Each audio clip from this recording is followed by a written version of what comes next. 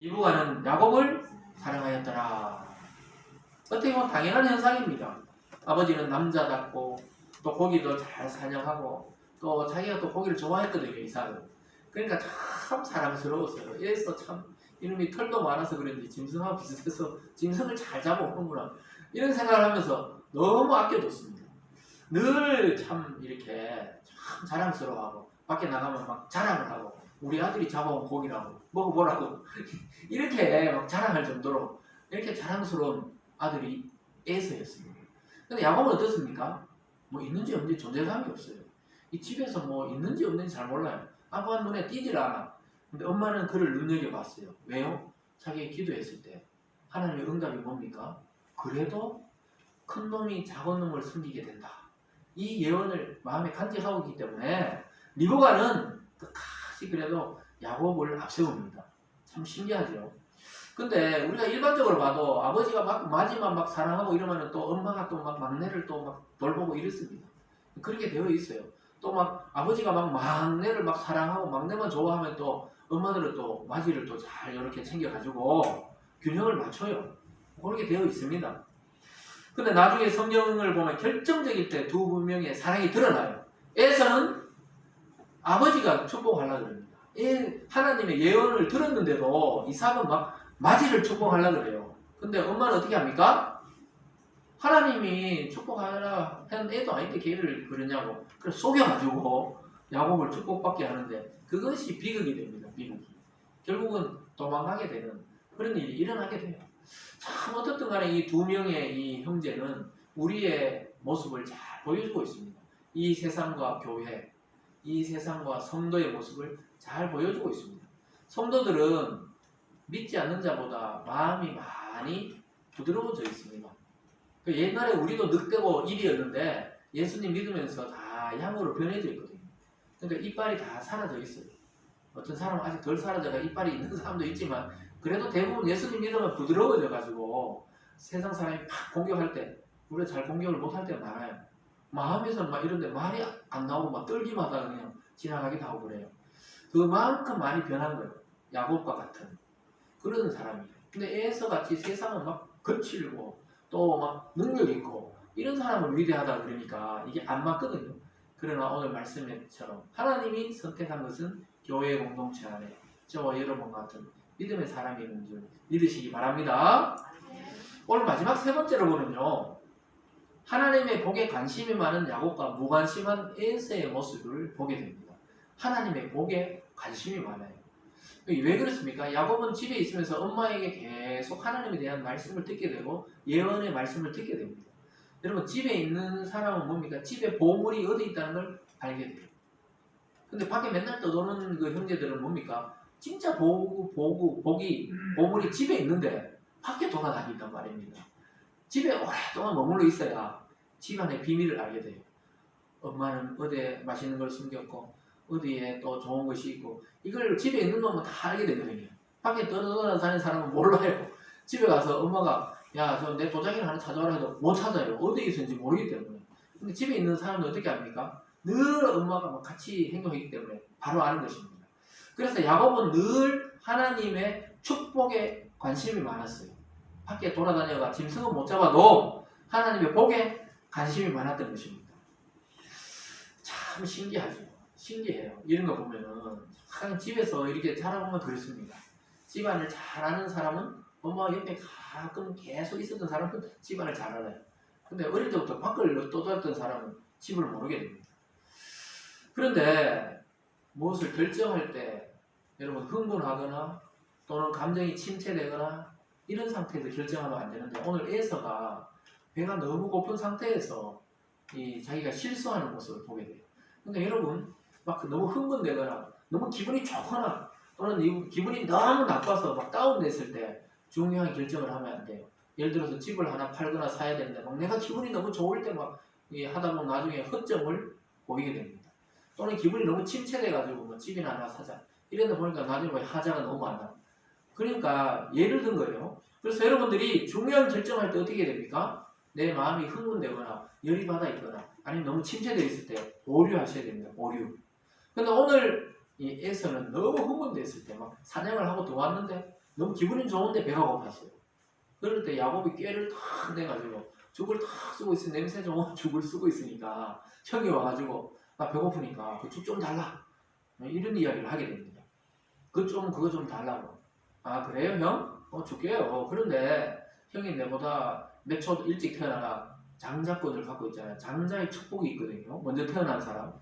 그거 내인데 팔아라. 그냥 내 축복한 대로 하고 홀딱 팔아버리는 장면이 오늘 나오게 됩니다. 29절과 30절입니다. 시작. 야곱이 죽을 쑤었더니 에서가 들에서 돌아와서 심히 피곤하여 야곱에게 이르되 내가 피곤하니 그 붉은 것을 내가 먹게 하라 한지라. 그러므로 에서의 별명은 에돔이더라. 이 에돔이란 말이 붉다 이런 말입니다. 붉다. 그러니까 이 붉은 것을 이 몸도 붉게 태어났는데 또 붉은 것을 달라. 예전에 성경 뭐 팥죽이다 이랬어요. 팥죽 한 그릇이 붉은 거예요. 팥으로 죽을 써가지고 야 근데 제가 보기엔 야곱이 깨를 냈던 것 같아요. 이미 형이 들어올 시간이 됐구나. 그래서 죽을 쫙 끓이고 있었어요. 나는 열심히 들판에 뛰어놀았으니까 배고프겠지. 싹 이렇게 맛있는 냄새 난다 이러잖아요. 애들이 배고플 때 막 허겁지겁 들어와가 먹듯이 딱 들어왔을 때 형 배고프지? 그러니까 어떻게 야 죽을 끓이고 있었는데 죽 좀 넣어 죽 좀 넣어 이렇게 사투리 쓰진 않겠죠. 죽 좀 주세요. 이렇게 죽 좀 달라 이러니까 줄게요. 조건이 하나 있어요. 장자의 명분. 장자의 명분이 장자의 권리를 말해요. 그걸 나에게 파세요. 몇 초 뒤에 태어났는데 난 맨날 이렇게 동생으로 사는데 내가 형으로 한번 살아보게. 나를 좀 장자로 그 명분을 달라고 이렇게 합니다. 그럼 어떻게 해야 됩니까? 좀 생각해보자. 내가 배고프지만 그거는 좀 아버지한테 물어봐야 되겠다. 이런 이야기를 해야 되는데 에서는 어떻게 됩니까? 뭐까지 이거 장자의 명분이고 뭐고 네가 형 해라 그냥. 나 배고프니까 죽이나 이렇게 다 퍼먹습니다. 근데 성경에서 장자의 명분, 장자의 권리는 굉장히 중요합니다. 근데 이게 참 우리나라 예전 문화가 좀 비슷한 것 같아요. 장자에게는 항상 두 몫을 줬습니다. 두 몫. 다른 형제들은 똑같이 나눠주고 장자에게는 두 개를 준다 이 말이에요. 두 몫을. 왜 그렇습니까? 앞으로 집안을 이끌어야 되고 부모를 돌봐야 되기 때문에 그렇습니다. 근데 우리나라도 가만히 생각하면 예전에 마저에게 거의 다 줬거든요. 어머님들이 아버님이 돌아가시면 재산을 마저에게 다 줬어요. 요즘에야 법으로 이제 똑같이 나눠라 일어났지만 예전에는 마저에게 다 줬거든요. 막내인데 요즘 태어나가 잘 됐네요. 근데 이때는 어떻습니까? 하나님의 법에 의해서 장자는 항상 두 몫을 주도록 되어 있습니다. 그랬는데 그걸 그대로 그냥 팔아먹어버립니다. 팥죽 한 그릇을. 31절부터 34절까지 한번 좀 길지만 같이 읽어봅니다. 시작. 야곱이 이르되 형의 장자의 명분은 오늘 내게 팔라. 에서가 이르되 내가 죽게 되었으니 이 장자의 명분이 내게 무엇이 유익하리요. 야곱이 이르되 오늘 내게 맹세하라. 에서가 맹세하고 장자의 명분을 야곱에게 판지라. 야곱이 떡과 팥죽을 에서에게 주매 에서가 먹으며 마시고 일어나 갔으니 에서가 장자의 명분을 가볍게 여김이었더라. 내가 배고파 지금 죽겠는데 사실 여러분 밥 한 끼도 아니죠. 하루 굶는다고 죽지도 않거든요. 근데 에서는 그만큼 와일드한 거예요. 막 사냥하고 그러고 막 싸우고 막 이렇게 막 놀다가 딱 들어왔는데 허기가 지니까 야 그거 뭐라고 그거 내가 가져 이렇게 쉽게 생각했다는 말입니다. 하나님이 그렇게 평가했잖아요. 가볍게 여겼다. 너 가져. 너 뭐 죽으면 먹는 게 낫지. 그러면서 팥죽을 한 그릇 그냥 떡과 함께 먹었다. 이렇게 성경이 기록하고 있습니다. 형의 장자의 명분을 가볍게 여긴 대신에 이 야곱은 이 복에 항상 관심이 있었어요. 아브라함 할아버지, 아버지 이삭 무슨 복이 흘러내린다는데 우리 가정에 뭐가 도대체 복인가. 그래서 이때 장자가 복이구나 이렇게 착각한 거예요. 그래서 그렇게 샀거든요. 근데 여러분 하나님의 복이 뭐 팥죽 한 그릇에 사고 팔고 할 수 있는 게 아닌데 어쨌든 야곱은 꾀가 많고 복에 관심이 많았던 거예요. 여러분 교회에 와서 뭘 발견해야 됩니까? 이걸 발견해야 됩니다. 야곱 같은 마음이 있어야 돼요. 좀 꾀가 있어야 됩니다. 미련하게 그냥 힘으로 하면 안 되고 꾀가 있어야 돼요. 뭘 발견해야 됩니까? 하나님이 교회를 통해 그리스도 안에 우리에게 주신 축복이 무엇인지 발견하고 그걸 자기 걸로 삼고 그 믿음을 후손에게 물려줘야 성공하는 인생이 되는 줄 믿습니다. 그래서 성경은 분명히 에서가 장자의 명분을 가볍게 여겼다 이렇게 말하고 있습니다. 그래서 에서는 자기의 허기진 그 배를 채운지는 몰라도 영원한 하나님의 축복을 놓치고 맙니다. 이 그래서 교회에 와서 뭐 예전 지금 우리가 식사를 같이 할 수 없지만 식사가 맛있다 맛없다 막 이런 데 집중하는 분들이 있거든요. 점심이 맛있다 맛없다 아유 그런 데 집중할 때가 아니고 오늘 나에게 하나님이 주신 말씀이 무엇인지를 깨닫는 것이 가장 중요합니다. 오늘 에서와 야곱 그랬구나 이게 아니고 이 이야기를 통해서 하나님 나에게 하시는 말씀은 무엇인지를 확인할 수 있기를 바랍니다. 근데 신기하게도 이 성당에서는 또 점심을 안 준다 하더라고요. 성당은 식사가 없다 그러더라고요. 얼마 전에 제가 아는 분을 좀 만났는데 대화할 일이 있어서 좀 만나서 이야기하다 보니까 그분들 뭐 한 700~800명 이래 성당에 나오는 성당이 좀 크지요 성당. 그런데 이 교회는 요즘 식사 못 나누죠. 자기들은 원래 식사를 안 나눈다 그러더라고요. 그게 그러면 어떻게 해요? 미사 그냥 토요일 드리든지 주일 오전에 드리든지 주일 오후에 한 번만 이렇게 주로 뭐 드린다. 오전에 왔다 오후에 왔다 이렇게 잘 안 한다 그러더라고요. 그렇구나. 참 좋은 것도 있네요. 식사 준비하는 게 교회에서는 그냥 끝나고 또 부서 모임도 해야 되고 이렇게 다 보니까 식사 문화가 있었는데 가만히 생각하니까 저희도 어릴 때는 교회에서 식사가 성탄절이나 뭐 특별한 행사 외에는 없었던 것 같아요. 오전 예배 드리고 오후가 아니고 저녁 예배가 있었거든요. 그래서 오전 11시 예배 드리고 집에 가서 뭐 각자 또 일 보시고 식사하시고 저녁에 와서 또 이렇게 했지. 근데 이제 도시 문화가 되다 보니까 이렇게 생겼구나. 이거는 코로나 때문에 여러 가지 생각해 볼 수 있게 됐어요. 좀 생각을 해봐야 되는 문제구나. 그런 문제를 생각해 봤는데 어쨌든 이렇게 교회 밥 먹으러 오거나 또 신앙생활 하면서 밥이 맛있네 없네 이게 중요한 게 아니고 하나님의 복이 지금 어디로 흘러가고 있는지 그걸 다 붙잡아야 된다 이겁니다. 그래서 말씀을 잡아가지고 말씀의 주인공이 되어야 진짜 성공한 신앙인이 되는 줄 믿습니다. 그래서 야곱의 하나님을 만난 곳은 어머니와 그래도 또 야곱도 마찬가지예요. 이게 지금 팥죽 한 그릇 주고 형인데 장자 샀다고 축복받은 게 아니고 어디서 하나님을 만나게 되느냐.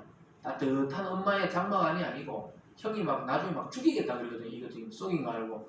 그리고 막 도망가게 됩니다. 야간도 밤에 도망가서 들판에서 참 목 누일 곳이 없어 피곤해서 돌로 베개를 만들어가 돌베개 베고 들판에 노숙할 때 그때 하나님을 만나게 되었습니다. 사랑하는 여러분, 자기 뜻대로 장자권을 사고 아버지를 속이고 이렇게 해서 축복을 받은 게 아니었어요. 결국 모든 것을 포기하고 집을 떠나서 들판을 헤맬 때 그때 하나님을 만나게 됩니다. 우리 성도들도 언제 하나님의 음성이 가장 잘 들립니까? 인생의 밑바닥에 떨어졌을 때 하나님의 음성이 들리기 시작합니다. 내 힘으로 아무것도 할 수 없을 때 드디어 하나님의 목소리, 이 설교가 하나님의 음성으로 들려오기 시작하는 것입니다. 그래서 우리가 꼭 실패하고 고난이 있는 걸 슬퍼할 필요는 없어요. 지금 우리 교회들이 겪고 있는 이 코로나 시대, 지금 우리는 뭐 우리끼리 있으니 잘 모르지만 큰 교회들은 반토막 났습니다. 반도 못 나오거든요. 지금 서울은 20%만 추석해라 나라에서. 근데 그러면 그렇게 나오느니 차라리 영상으로 다시 하겠다 이거 막 영상으로 돌아가고 사실은 엉망이 되고 있는 것이죠. 왜냐? 그래도 찾아내야 됩니다. 이런 고난의 시기가 지나면 항상 뭐가 옵니까? 부흥의 때가 온다는 것입니다. 기독교의 역사가 증명하고 있어요. 우리 준비를 해야 됩니다. 우리 교회도 언제까지 이렇게 해야 될지 지금 잘 모르겠어요. 그죠? 지금 막 초청하기도 어렵고 그렇다고 전도하기도 어렵잖아요. 그래서 그거에 대해서 지금은 어떻게 해야 됩니까? 너무 마음조리 하지 마시기 바랍니다. 내가 한 명 더 데려가고 이런 생각하지 마세요. 편안하게 하나님이 엎드려 있으라 할 때는 그냥 엎드려서 이렇게 예배 드리면서 조용히 이 시대를 기도하면서 지나가고 그 다음에 하나님 부흥의 때가 온다는 것을 확신하면서 준비하는 여러분 되시기를 바랍니다. 사랑하는 성도 여러분, 오늘 말씀을 통해 어떤 생각을 하셨습니까? 여러분 어떤 결정을 내릴 때마다 특히 신앙적인 결단을 내릴 때 기도가 필요합니다. 기도. 감정적으로 하면 안 돼요. 내 생각대로 내 마음대로 하면 계속 고난이 연장될 뿐입니다. 계속 연단의 시간이 길어질 뿐입니다. 기도하고 신중하게 또 진지하게 내가 감정에 격해져 있거나 또 감정에 다운되었을 때는 어떤 결정도 하지 말고 좀 기다리시면서 하나님의 때를 기다리면 하나님이 새로운 삶을 주십니다. 지금 이 코로나 시기에 막 날고 뛰고 할 수 없어요. 기다리셔야 됩니다. 믿습니까? 기다리시면 하나님의 때에 결국 야곱이 족장을 다시 돌아와서 12아들을 거느리게 됩니다. 결국은 하나님이 택한 자들이 성공하게 되고 하나님 축복을 받게 됩니다. 결국 교회가 다시 일어설 때가 오게 되는 것입니다. 우리는 우리 자신이 어떻게 구원에 이르게 되는지 잘 모르죠. 예수님의 십자가와 나와 참 연관이 안 될 때가 많죠. 그러나 믿음을 발휘해야 되는 것입니다. 믿어야 되는 것입니다. 그래서 하나님을 믿고 하나님이 나를 사랑했다는 사실을 믿으시기 바랍니다. 그래서 하나님 나에게 반드시 복을 주시기로 작정했다는 사실을 잊어버리면 안 됩니다. 내 자신을 믿을 수 없어도 하나님은 영원하신 분이기 때문에 믿을 수 있다. 이 믿음으로 주님을 붙드셔야 됩니다. 우리 모두 이 믿음 안에서 하나님이 준비해 놓으신 놀라운 축복의 삶을 기대하시면서 이번 한 주도 기쁨으로 또 주님 오심을 맞이하는 이 성탄의 시즌을 맞이해서 절대 우울해하지 마시고 하나님은 반드시 복을 내려주신다. 이 확신을 가지고 살아가시는 여러분 되시길 주님의 이름으로 축복합니다. 기도하겠습니다. 사랑의 하나님 아버지 감사합니다. 하나님 오늘 이 쌍둥이 형제 에서와 야곱의 이야기를 통해 우리 자신을 돌아보게 하시고 구원에 이르게 되게 한 이 이유를 깨닫게 되었습니다. 우리의 힘과 능력과 노력이 아니고 하나님의 은혜와 긍휼로 이 자리까지 온 줄 믿습니다. 아버지 하나님 앞으로의 인생도 주님이 축복하시고 계획하신 길을 따라 걸어갈 것입니다. 하나님 절대로 낙심하거나 우울해하거나 포기하지 않고 하나님께 소망을 두고 승리하고 당당히 하나님 앞에 찬양 돌려드리는 우리 모든 성도님들 될 수 있도록 축복하여 주시옵소서. 감사드리며 예수님 이름으로 기도드리옵나이다. 아멘.